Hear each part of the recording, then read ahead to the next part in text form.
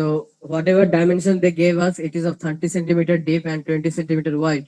So we can assume that the depth of the section is 300 mm and the width of the section is 200 mm. So on that respective case, we got our B and D. After this, it is given to us that we are having 15 number of wires of 5 mm diameter located at 6.5 centimeter from the bottom. Okay, so if I draw the figure, this is our beam section. Width of the section is 200. Total depth of the section is 300. We have placed 15 number of wires. 15 number of wires are present at a certain in the bottom part at a certain distance of 6.5 centimeters. So in terms of mm, it will be 65 mm from the bottom fiber.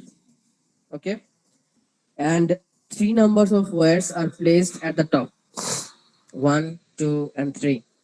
And what is that distance? That distance is of 25 mm. Now this particular figure is quite similar to that of our over reinforced beam section. Okay, so this particular section is quite similar to that of the uh, over reinforced beam section, in which you are having some of the reinforcement in the compression side and as well as in the tension side.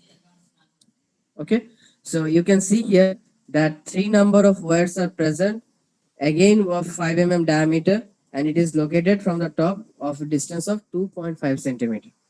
Okay, so we are getting their respective eccentricities. For the top fibers, it is of a distance of 25 mm, and from the bottom, it is of a distance of 65 mm. Okay, now let's see what else is given to us. The pre-stress in the steel is given. So whatever stress is going to get arise to these steels is given as 840 Newton per m square. Pre-stressing force is given to us as 840 Newton per m square. We are asked to find out the extreme fiber stresses at the midspan, and then it is also given that the beam is supporting its own weight over a span of 6 meter. So you have to consider the self weight of the beam also. And what is the length is given? 6 meter length is given. Then it is also given that your beam is subjected to an uniformly distributed light load of 6 kilonewton per meter. Okay, so the live load intensity is given 6 kilonewton per meter. Evaluate the maximum working stress in the concrete. Obviously, it will be the extreme fiber stresses. And but here again, there will be two calculations we have to do. One by considering only the dead load, another one considering that live load plus dead load. Okay, and the density of the concrete is given as how much? 24 kilonewton per meter cube. So let's focus on the calculation. So before we are proceed for that calculation of those terms of P by A, M by Z, and then we have the PE by Z. First of all, we have to calculate them separately. Now, whenever we will go for the calculation of the P value, that is the pre-stressing force, we should know how to calculate the pre-stressing force. See, again I'm repeating, the pre-stressing force will be applied to in the steel members only. Whether it is a tendon, whether it is a steel wire, whether it is a cable, the pre-stressing force will be allowed only on them only. That particular pre-stressing force, initially, it is not going to act to the concrete. It will be acting to the concrete only if whenever you are going to cut the tendons from the anchorage or end abutments. Okay, but initially whenever you are going to pull them up, whenever you are going to impose that stress over them, it is going to act to the specifically to the wires or to the tendons. Okay, so on that respective case, we have to find out how much of area will be covered up by those steel wires which is present in the beam section. We have three number of wire at the top, 15 number of wire at the bottom. So what is the total number of bar? Total number of wire in the section is 18. 15 plus 3, it is 18. Okay, now we have to find out what is the eccentricity which is present in our section with against to the wires.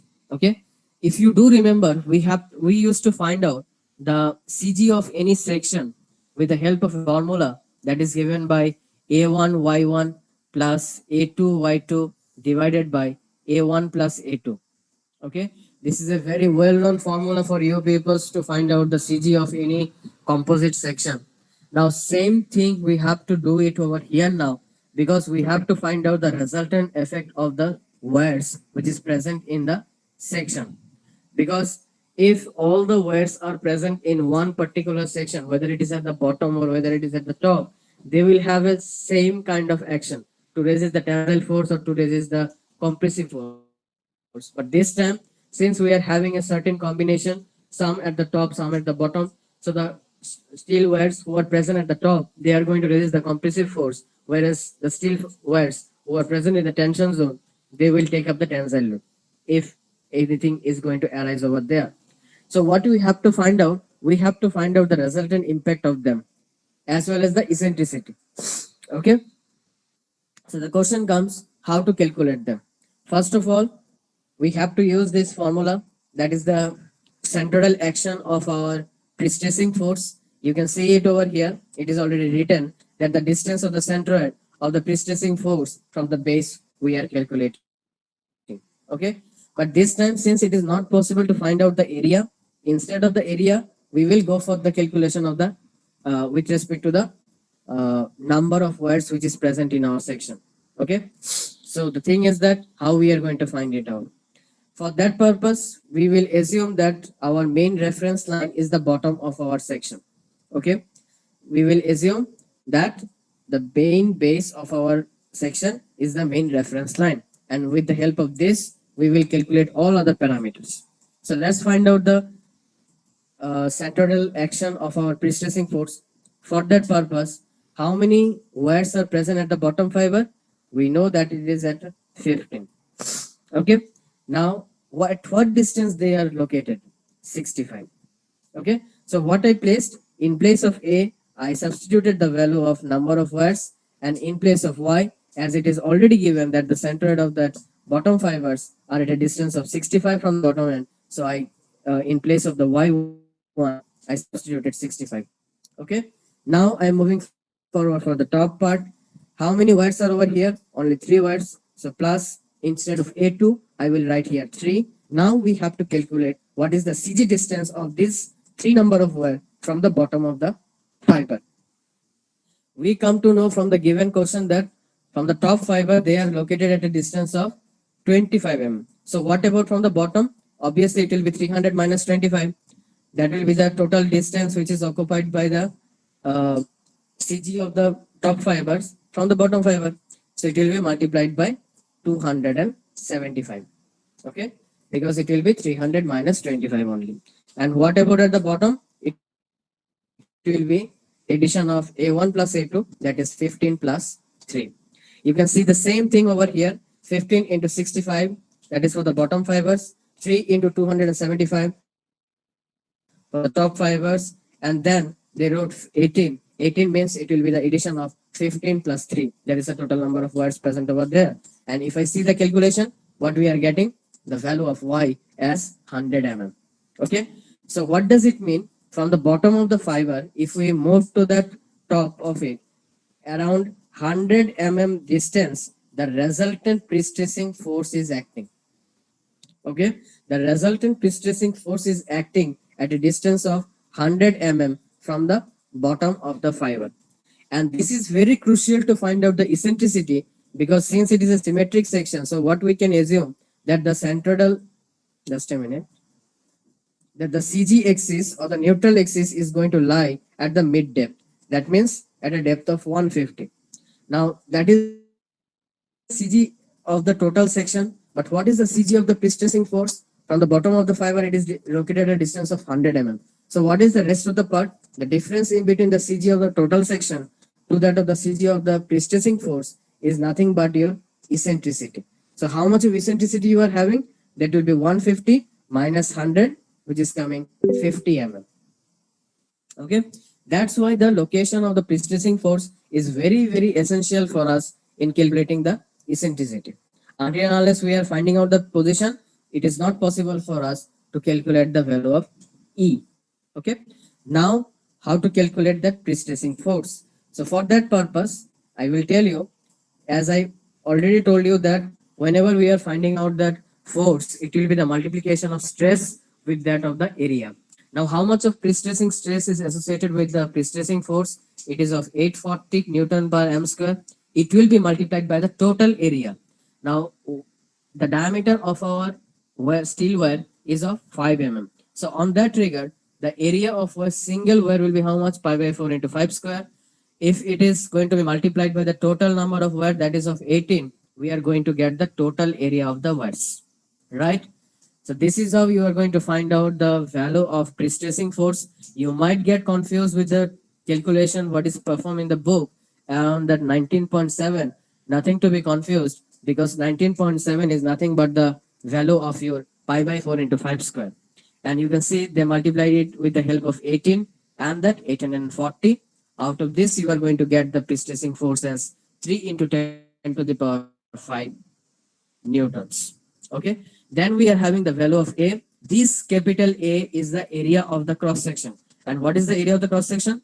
300 into 200. 300 is the total depth. 200 is the width of the section. So how we are going to find out the P by A now?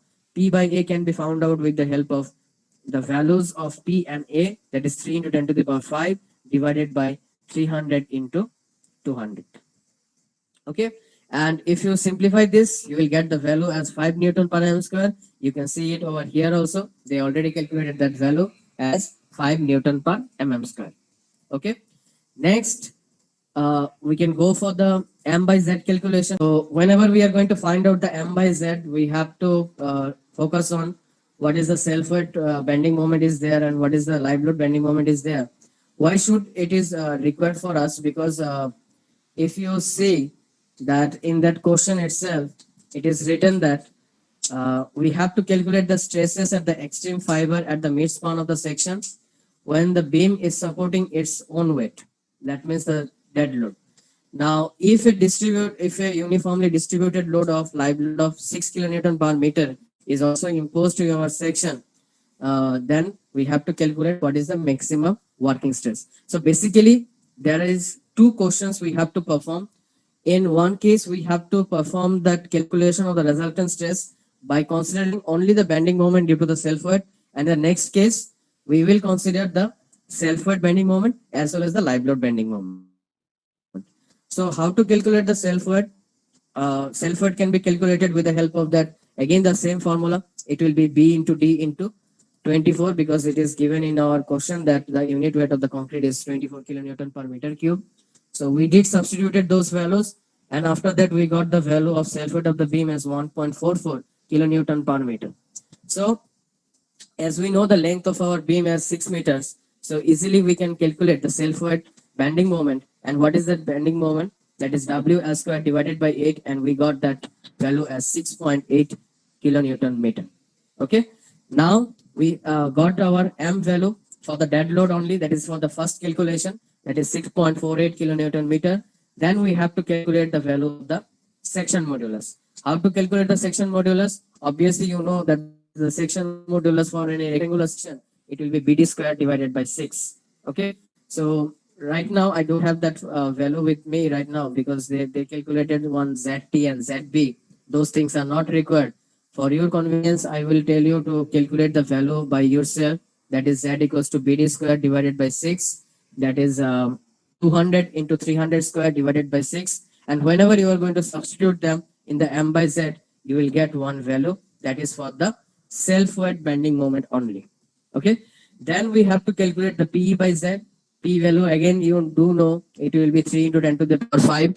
Eccentricity, we come to know that it is equals to 50 mm. Earlier we did discuss about it. And then we have the value of Z. If you substitute it, you will get the value of P by Z. And then what you have to do after calculating all the values of P by A, M by Z, and P by Z, you have to substitute them in the formulas regarding the top fiber stress and the bottom fiber stress to calculate the resultant stress. And this is solely for the dead load bending moment. Okay. I am telling you that according to this question, we are having actually two parts of our calculation. One by considering only the dead load moment, and then again we have to consider that applied load also. So whatever I just concluded now, or whatever I did discuss, that is with respect to the bending moment, which is for the dead load. Then for what about for the live load? Then live load, what we have to do, loading intensity is given as how much of live load is given. That value is 6 kilonewton per meter. Okay, fine. So live load intensity is 6 kilonewton per meter. Dead load intensity, that is the self weight of our structure, is how much was that? Yes, it is coming 1.44. 1.44 kilonewton per meter. So what is the total working load? Total working load for them is 7.44 kilonewton per meter. So with respect to this, now we have to find out the bending moment. This bending moment of WL square by 8 will be considering the dead load of the structure as well as the live load of the structure. So what you have to do, it will be 7.44 into 6 square divided by 8. Whatever value you are getting of bending moment, you have to write down that one, and thereafter you will calculate the ratio of M by Z. Okay. So in the next, that is the second part of calculation, the P by A value and the PE by Z value are not going to get changed. Only the value which is going to get changed is this M by Z. Okay. So whatever process they followed in this book, I am not going to suggest you to do the same thing. Better, instead of doing the calculation, whatever perform in the book, better you go for the discussion, what I just concluded over here now. I did mention these same things in the earlier classes also, that separately you have to do it. Okay. So you have to calculate the M by Z, and then after you calculate the value of P by A plus minus M by Z plus minus P by Z. That is the resultant stress at the top fiber and at the bottom fiber.